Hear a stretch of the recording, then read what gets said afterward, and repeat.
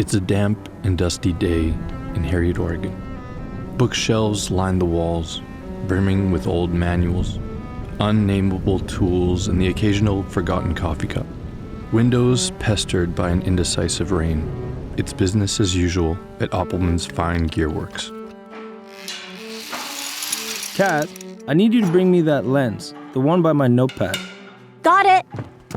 It was only recently that Cassie's father allowed her to work in the shop in any capacity, and she'd be eager to prove herself capable.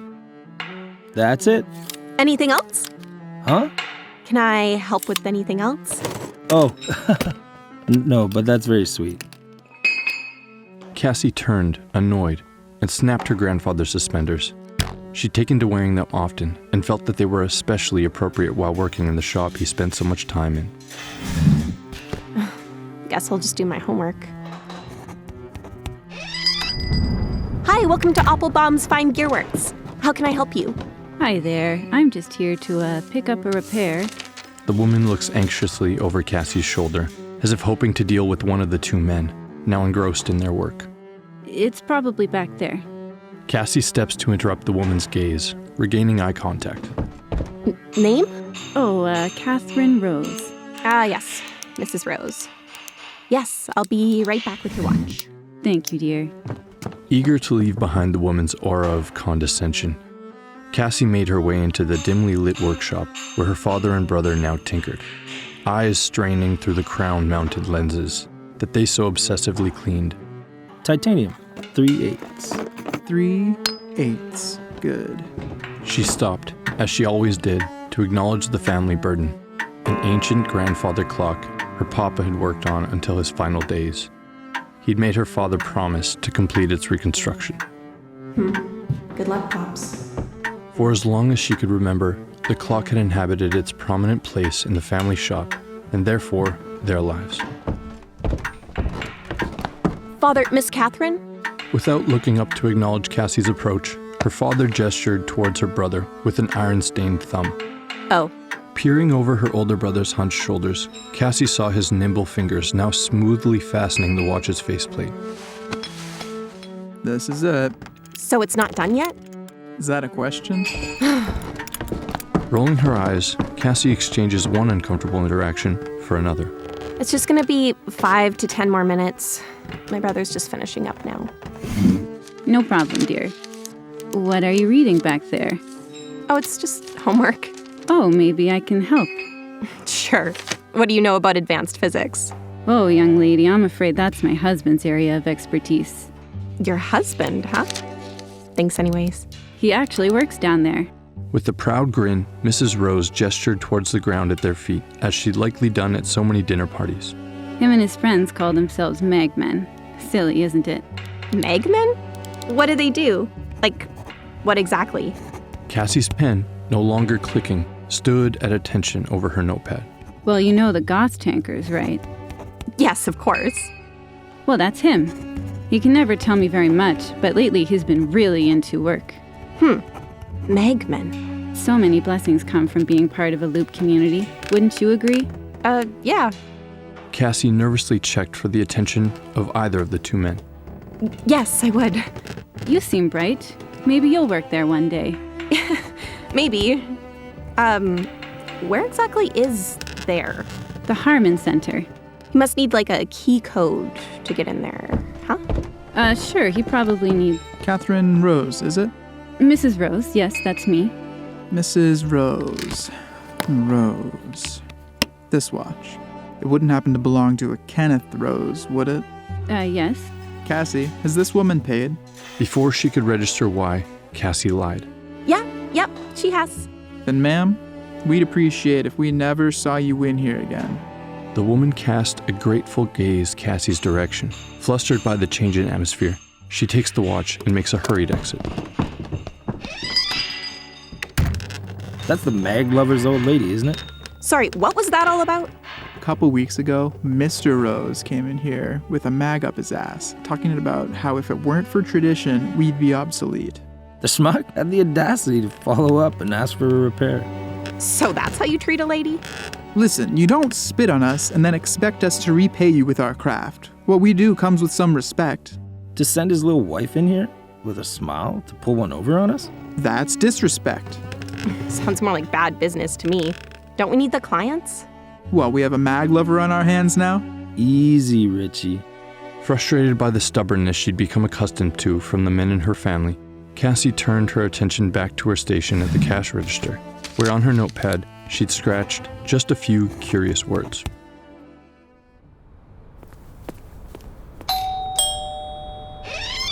Grandma! Oh, come in, come in. It was a big day for Cassie and the Opalbaum family. My little baby is so grown up. Look at you.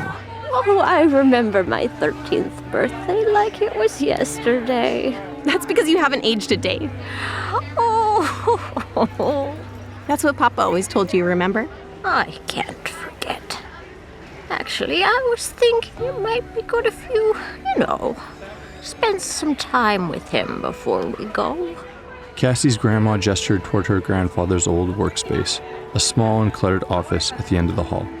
Gran, I know, but being in that room is the closest I ever feel to having him with me. I'd really like that. Tell him I say hi. Cassie made her way through the quiet hallway that led to the back of the house, where her grandfather had spent countless hours entertaining her, as he'd tinker and repair whatever project consumed him at the time. As she approached, passing family photos and a myriad of small, intricate clocks, all set in perfect time, she found herself anticipating her grandfather's warm embrace, even raising her hand to knock at the door as she'd always been instructed. What am I doing? Cassie slowly turned the doorknob, and for the first time in nearly a year, led herself into that familiar place. Hi, Papa.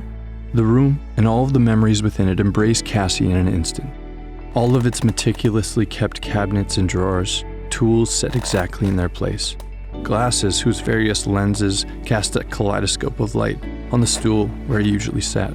It was all just as he would have left it. Gran was right. When I'm in here, I just can't help but feel like you're just about to come through that door. Cassie began to tear up. The familiarity of the space reminded her of his absence, sitting now in the chair he'd spent years of his life in. Sorry, Papa. We can't have that. Without a moment of hesitation, Cassie's hand moved to the drawer below the desk where she'd seen her grandfather retrieve a small oil can 1,000 times.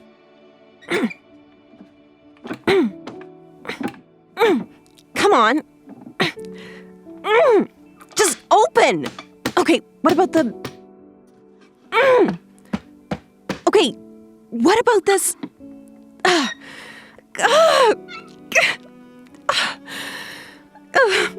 Okay, breathe, Cass.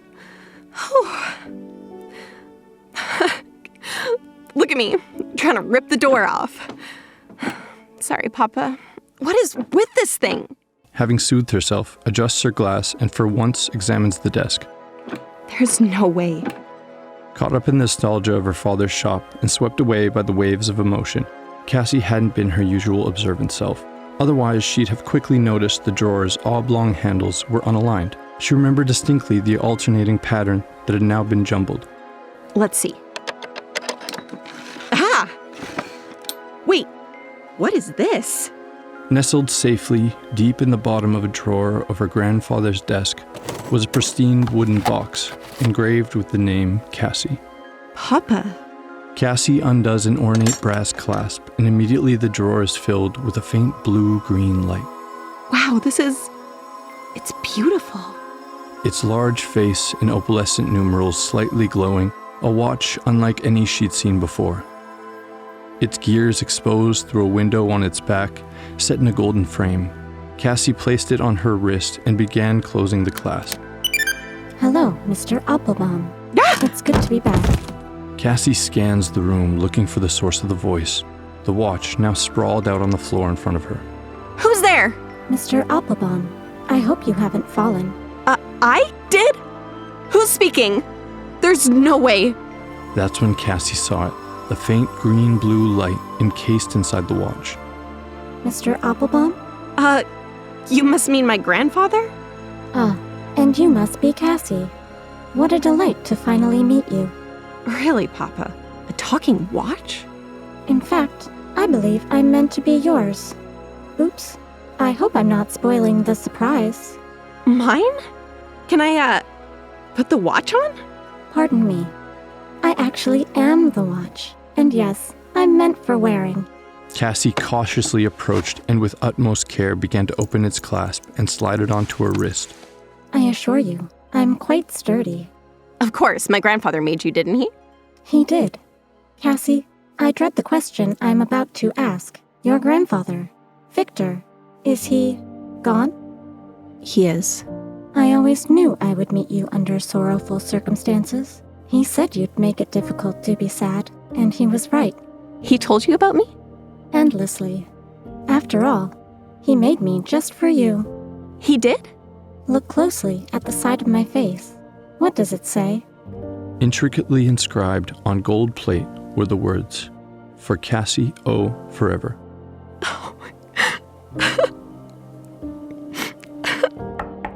Oh dear, are you in the middle of something? Yeah. I guess you could say that. Oh my, your grandfather knew you'd hate this day. I just don't want to do it. Well, Cassie, I am here to do what your grandfather asked. I mean, programmed me to. And what is that? I'm simply here to help you, Cassie. How exactly can you do that? In more ways than you can imagine. Your grandfather may still surprise you. Cassie, honey, we need to get going. Be right there, Nan. Do you have a name? Your grandfather called me Magdalene. Magdalene. Where is that from? I've heard that somewhere. Your grandfather said it would mean a lot to you one day. Coming! Is it okay if I hide you under my sleeve? Can you still, see? Let's just say I sense rather than see my surroundings. In fact, you should know that your father has just started the car, and I'm sure you can sense it too. There is a growing impatience in the atmosphere. You're not wrong. Let's go before he starts laying on the horn.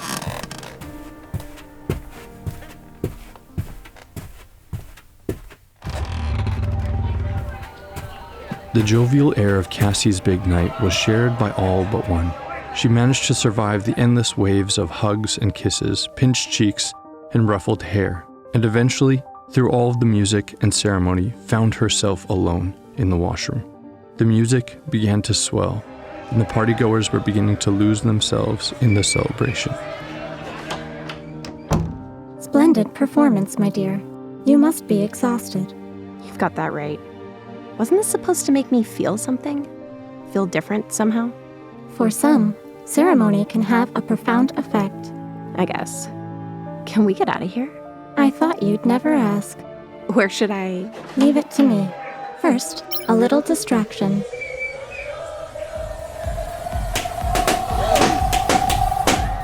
Now, just follow my lead. Look to your left. Cassie turns to see an exit sign at the far end of the large hall, its letters lighting up in turn, beckoning her. Are you doing that? We are just getting started, dear. Shall we? You don't have to ask me twice. Let's go.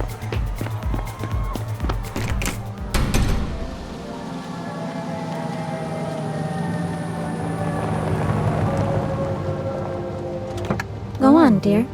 What? In that thing? Your grandfather has a wealth of unfulfilled favors owed to him. With his passing, I act as a sort of bank. Confusing, I know. So this is one of those favors. One of many. Let's get going before your parents catch on.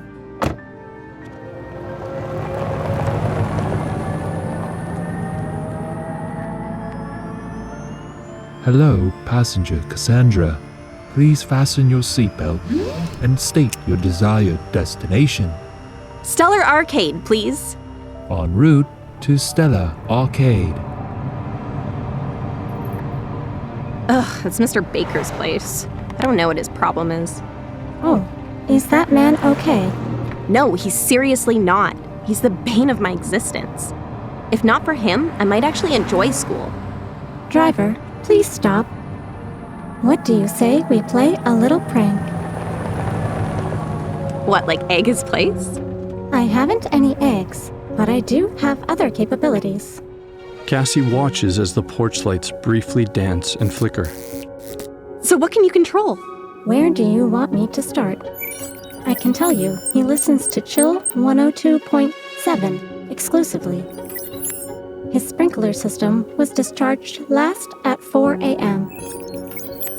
His security system logged entry at several points today. His sprinklers! Yes. Would you like me to reset the program? Oh, that's not necessary. I'd hate to hurt the garden. I just think that 4 is a little early, don't you? I think I see where you're going with this. He gets to school at 9. I think 8:30 might be a better time for a little watering. Don't you? Sprinklers set to maximum volume. Next watering, Monday, 8:30 a.m. Let's see how he likes that.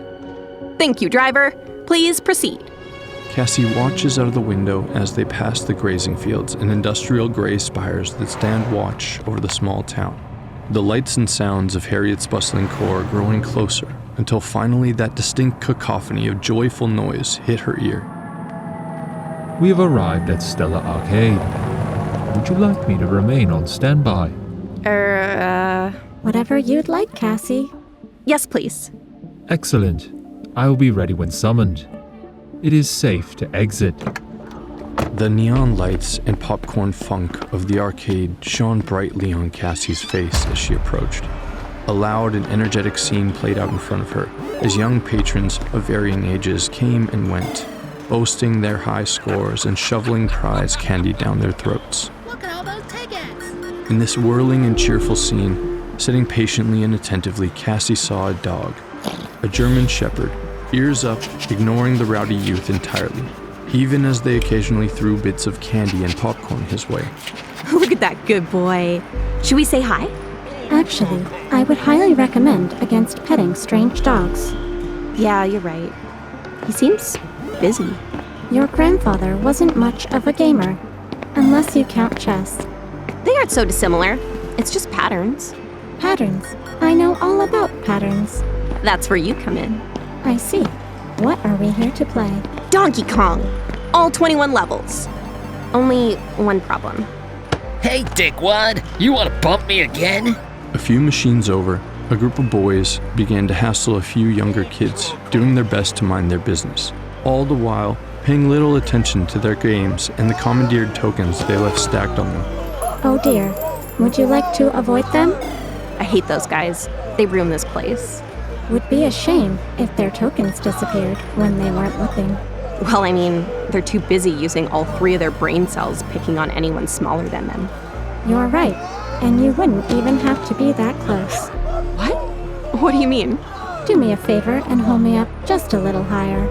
Cassie slowly raised her wrist from her side, and as it neared her stomach, she noticed the pendant hanging from her neck move. Cassie raised her hand higher and watched as the necklace was firmly drawn into the air, magnetically pulled by Maggie, and now floating horizontally in front of her, held only by a chain. Is that a magnet? Dear, despite your family's disdain for magtech, your grandfather fashioned me from the very same. I can intensify or diminish the strength of my magnetic field, even detecting trace metals if need be. Would you like to give it a shot? Yes? Just one more thing. Hold tickets!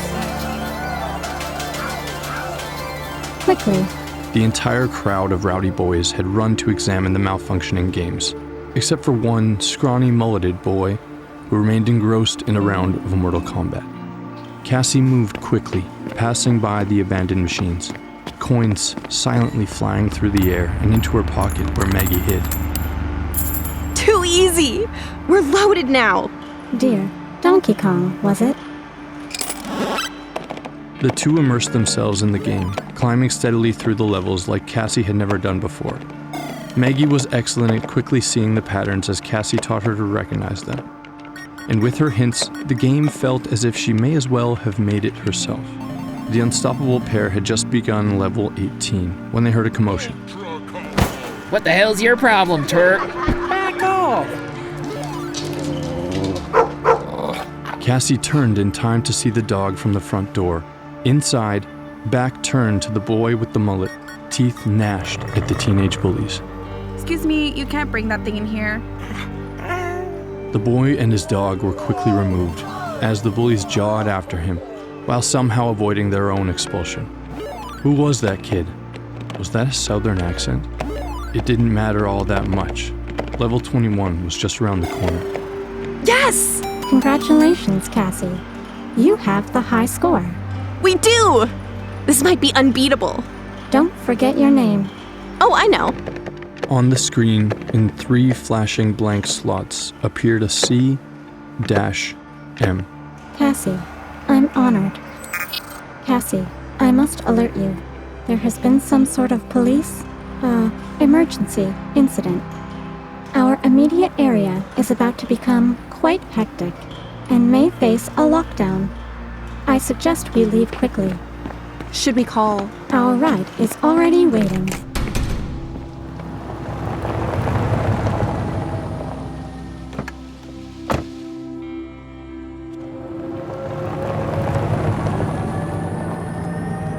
Almost an instant after the cab freed itself of the building chaos downtown, emergency vehicles swarmed the busy center and began closing out roads and redirecting traffic. Wow, it must be serious. I'll inform you as soon as I know more, but it appears someone was pulled from the water. Authorities are in search of a suspect. I am unclear of any further details. However, we must not stick around to find out. Hey, it's the kid from the arcade? Speeding along the road as fast as his bike would take him was the mulleted boy and his loyal canine friend. Judging by its behavior, it was wise not to approach it earlier. It was only defending him. That may be, but you saw how vigorously it did so. You're right. Well, looks like he's in a hurry, just like us. Perhaps he has a curfew. Right. A curfew. I almost forgot how much trouble I'm gonna be in. I guess we should be getting home then. What about one more stop?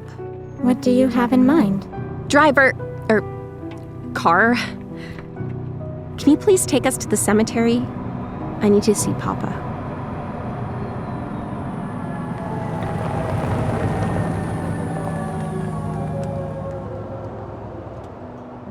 Cassie began to quiver as she approached her grandfather's headstone, still relatively untouched by the elements. Feeling exhausted now, Cassie slumped to the ground, sitting crisscross as her papa always instructed her before story time as a child. Thanks for the watch. I really miss you. He really misses you too. How do you know? I can't help but feel that he left a part of him with me. I feel that way too. Cassie, I hate to interrupt this moment, but I am sensing something I don't know. I'm afraid I have to insist we get home. It appears there has been some kind of attack on the venting towers. Quickly, Cassie sprung to her feet, turning to leave before stopping to kiss her grandfather's headstone. Quickly.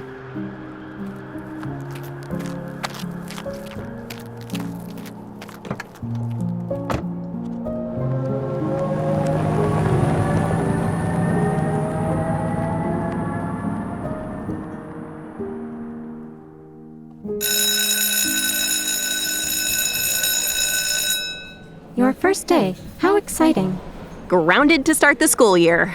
Living the life. Now, dear. You'll be fine.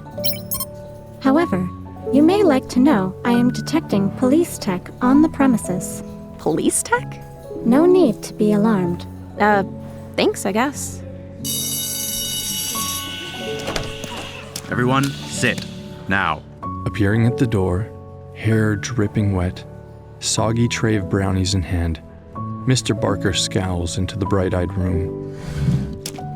I'll be back in a few minutes. In the meantime, tell me your favorite scientific discovery in the form of an essay. And be quiet. Understand? The dejected man turned to leave, pausing only to tip his waterlogged dessert into the trash can, muttering under his breath as shoes squelched down the hall. Maggie, it worked! It worked so well! Talk about a wet blanket.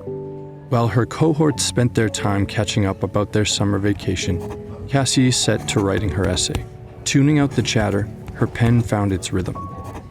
Hey, that kid's getting arrested! The entire class turned to face the large windows that looked out on the school's large looping driveway, where a young man was being ushered into a police cruiser. That's enough. Relax, everyone. Entering briskly from the hall, now wearing running shorts and a wrinkled too-small t-shirt from the Lost and Found, Mr. Barker quickly moved to the window, pulling down the blinds. There's nothing to see here except those essays. Coming around, and they better be good. Wasting no time, the now damp man circled around to Cassie's side. And what do we have here? Oh, I wrote about hydromagnetism and its uses in gearworks, hover tech, and irrigation. Okay, where is it? Where's what? You didn't write this. You copied it. I did not! Right. Well, know this. If I catch you plagiarizing in my class, you won't be attending this school for very long. I wouldn't! You hear that, class? I hate a smartass.